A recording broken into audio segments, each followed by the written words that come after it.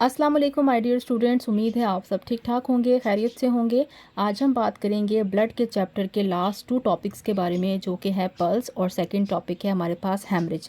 सबसे पहले हम बात करते हैं पल्स क्या है। पल्स का जो टॉपिक है ये ना सिर्फ आपके थियरी पॉइंट ऑफ व्यू से इम्पॉर्टेंट है, बल्कि ये आपके प्रैक्टिकल की नोट्स बुक के अंदर भी शामिल है। सो ये टॉपिक यहाँ से कर लेने से आपका ऑटोमेटिक प्रैक्टिकल भी तैयार हो जाता है। सो बेसिकली पल्स क्या होती है। पल्स जो है वो हमारी हार्ट की बीट होती है। 1 मिनट में कितनी दफ़ा हमारा दिल धड़कता है, उस धड़कन को हम बॉडी के मुख्तलिफ पॉइंट्स के ज़रिए से सुन सकते हैं। उस चीज़ को आप कहते हैं पल्स। एक चीज़ आपके पास होती है पल्स रेट। पल्स रेट होता है कि 1 मिनट में आपका दिल कितनी दफ़ा बीट करता है, उस तादाद को हम पल्स रेट कहते हैं। Number of time your heart beats per minute is called pulse rate. Pulse जो है is measured by feeling the arteries of the wrist. Normally हम पल्स को कहाँ फाइंड करते हैं? पल्स को हम मुख्तलिफ जगहों पे चेक कर सकते हैं, बट ज़्यादातर जो प्रोसीजर यूज़ किया जाता है पल्स को डिटेक्ट करने का वो होता है कि आपका जो हाथ है, हमारे हाथ की बिल्कुल थंब के नीचे की साइड पे अगर आप आएँ तो ये जो एरिया है यहाँ पे आपकी आर्टरी होती है। उस आर्टरी को आप कहते हैं रेडियल आर्टरी। इस आर्टरी पे आप अपनी पॉइंटेड फिंगर, जिससे आप किसी की तरफ इशारा करते हैं, जो कि आपकी ये फिंगर है, और मिडल फिंगर जो कि आपकी ये वाली फिंगर है, इन 2 फिंगर्स को हम इस पॉइंट पे रखते हैं और यहाँ पे हल्का सा प्रेशर अप्लाई करते हैं। और जब हम गौर करते हैं तो हमें बाकायदा बीट्स सुनाई देती हैं, धड़कन सुनाई देती है। That is called pulse. तो हमने बस ख्याल ये रखना है कि हमेशा आपने अंगूठे की सीध में नीचे की तरफ आना है और इन 2 उंगलियों का इस्तेमाल करके आपने पल्स जो है वो फाइंड करनी है। ये सबसे आसान तरीका होता है किसी भी इंसान की पल्स को फाइंड करने का। ठीक है, थोड़ा सा फोकस करेंगे तो और थोड़ा सा प्रेशर अप्लाई करेंगे तो बाकायदा आपको यहाँ पे पैल्पिटेशंस जो हैं वो सुनाई देंगी। This artery is called radial artery. So pulse को हम मेजर करते हैं by feeling the arteries of the wrist. Wrist होता है जो हमारी इसे क्या कहते हैं, आई थिंक हथेली, नो हथेली नहीं, okay wrist. There is also a pulse weaker in the veins. वो कहते हैं कि चीज़ सिर्फ ये नहीं है कि हम आर्टरीज़ के अंदर ही पल्स को फाइंड कर सकते हैं, पल्स को हम वेन्स के अंदर भी फाइंड कर सकते हैं। आपको आर्टरीज़ और वेन्स का डिफरेंस ऑलरेडी पता है। आर्टरीज़ वो नालियाँ होती हैं जिसके अंदर ऑक्सीजनेटेड ब्लड होता है, जबकि वेन्स वो नालियाँ होती हैं जिनके अंदर डी ऑक्सीजनेटेड ब्लड होता है। बट याद रखेंगे कि वेन्स के अंदर अगर आपने पल्स फाइंड करनी है तो वो आप डायरेक्ट हाथ लगा के फाइंड नहीं कर सकते। उसके लिए हमें वेन के अंदर कोई कैनोला पास करना पड़ता है, तब जाके हम वेन्स के ज़रिए से भी पल्स को फाइंड कर सकते हैं। लेकिन आर्टरी में हमें फ़ायदा ये है कि आर्टरी में हमें किसी किस्म का कोई कैनोला अप्लाई नहीं करना पड़ता, कोई सिरिंज नहीं लगानी पड़ती और डायरेक्टली उंगलियों के ज़रिए से हम पल्स को फाइंड कर सकते हैं। आपकी बुक के अंदर चीज़ मेंशन नहीं है, बट आपको पता ये होना चाहिए कि रिस्ट के अलावा या हमारे हाथ के अंदर जो रेडियल आर्टरी है उसके अलावा हम किस किस पॉइंट से पल्स को फाइंड कर सकते हैं। सो पल्स को फाइंड करने की कुछ और पॉइंट्स भी होते हैं, कुछ और आर्टरीज भी होती हैं, जैसे कि हमारी जो नेक है, जो हमारी गर्दन है, कान की अगर आप बिल्कुल नीचे की तरफ आएँ तो यहाँ पे एक आपके पास आर्टरी होती है, that is called carotid artery.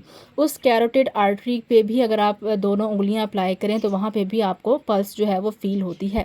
इसके साथ साथ जो हमारी नीज़ होते हैं, जो हमारे घुटने हैं, घुटनों की बैक साइड पे भी हमारे पास आर्टरीज़ होती हैं जिनको आप पोप्लीटरल आर्टरीज़ कहते हैं। इन आर्टरीज़ के ज़रिए से भी आप पल्स को फाइंड कर सकते हैं। अगर आप दोनों उंगलियां अपनी नीज़ की बैक साइड पर लगाएं तो वहाँ से भी आप पल्स को फाइंड कर सकते हैं। इसी तरह से जो हमारे टखने होते हैं वहाँ पे भी हमारे पास आर्टरीज़ होती हैं, वहाँ से भी हम पल्स को फाइंड कर सकते हैं। तो बेसिकली बॉडी में तकरीबन 6 से 7 पॉइंट्स ऐसे होते हैं जहाँ पे डिफरेंट आर्टरीज़ मौजूद होती हैं और उन आर्टरीज़ के ज़रिए से हम अपनी पल्स को फाइंड कर सकते हैं। बट सबसे कॉमन तरीका जो इस्तेमाल किया जाता है वो होता है रेडियल आर्टरी के ज़रिए से पल्स को फाइंड करना। और रेडियल आर्टरी हमारी बाजू के अंदर या हमारी रिस्ट के अंदर होती है। जबकि अगर आप ब्लड प्रेशर फाइंड करते हैं तो ब्लड प्रेशर हमेशा आप यहाँ से फाइंड करते हैं। ठीक है, दिस इज़, यहाँ पे आपके पास जो आर्टरी होती है उसे आप कहते हैं ब्रेकियल आर्टरी। ठीक है, यहाँ से आप ब्लड प्रेशर फाइंड करते हैं, जबकि यहाँ से आप क्या फाइंड करते हैं, यहाँ से आप पल्स फाइंड करते हैं। यहाँ पे आपके पास होती है रेडियल आर्टरी। तो ये डिफरेंस आपने याद रखना है।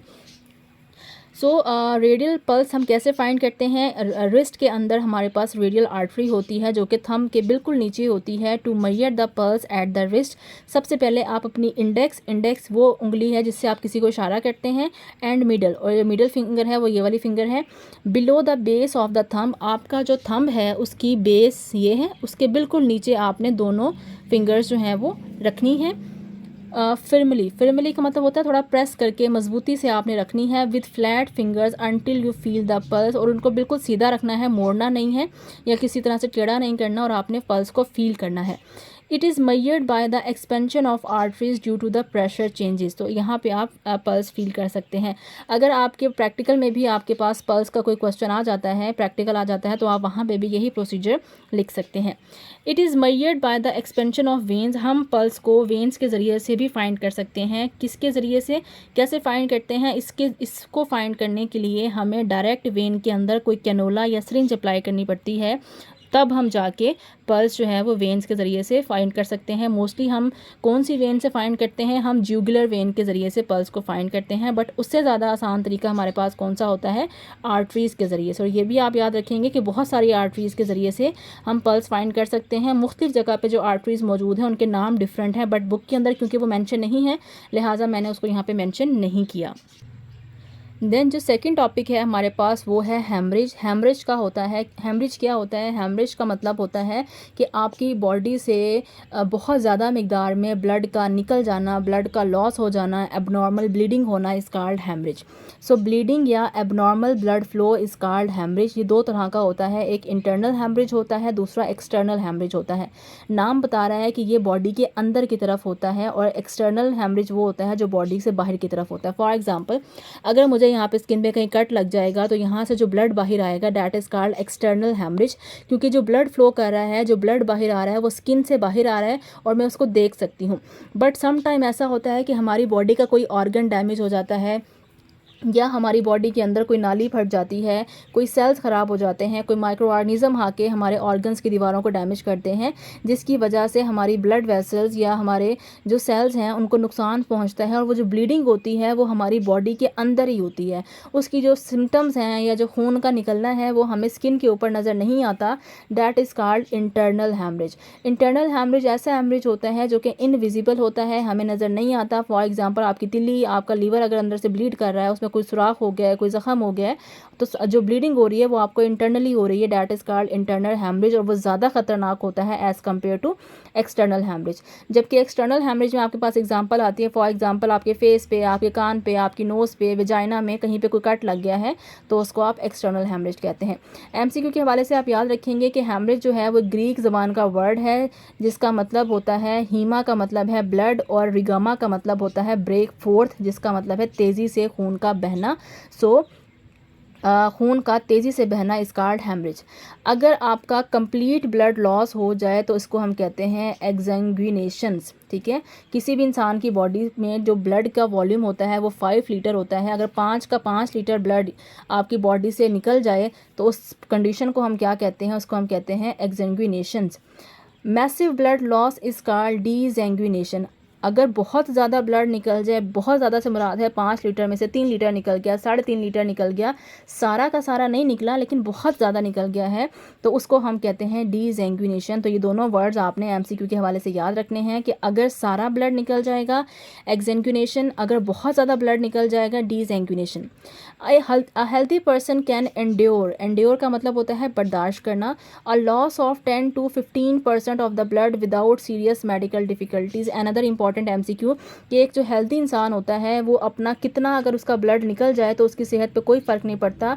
अगर उसकी बॉडी से टोटल ब्लड का 10 से 15% निकल जाएगा तो उसकी बॉडी पे कोई ख़ास फ़र्क नहीं पड़ेगा, ना तो बीमार होगा वो, ना ही उसमें किसी किस्म की वीकनेस का शिकार होगा। बट अगर उसकी बॉडी से टोटल ब्लड का 15% से ज़्यादा निकल गया, फॉर एग्जांपल 25% निकल गया, 30% निकल गया, 50% ब्लड निकल जाएगा, तब उसको कोई ना कोई मेडिकल डिफ़िकल्टी आएगी लाइफ में। Blood donation takes 8 to 10% of donor blood. जब आप किसी को ब्लड डोनेट करते हैं तो बेसिकली आपके टोटल ब्लड में से मैक्सिमम कितना ब्लड ले सकते हैं, वो मैक्सिमम 8 से 10% तक आपके टोटल ब्लड का वॉल्यूम जो है वो लेते हैं और आप किसी दूसरे पेशेंट को वो डोनेट कर सकते हैं। अगर आप 10% से ज़्यादा डोनेट करेंगे अपनी नॉर्मल रूटीन में तो आपको वीकनेस होगी, आपकी बॉडी के अंदर प्रॉब्लम्स आ सकती हैं। तो बेसिकली ये जो आपका पॉइंट है या जो ये टॉपिक है ये आपका MCQ के हवाले से इंपॉर्टेंट है। यहाँ पे आपका ब्लड का चैप्टर होता है जी ख़त्म। आई होप आपको चैप्टर पसंद आया होगा, आपने कुछ ना कुछ ज़रूर सीखा होगा। अगर वीडियो पसंद आई है तो please like this video and subscribe my channel. Thank you so much. अल्लाह हाफ़िज़।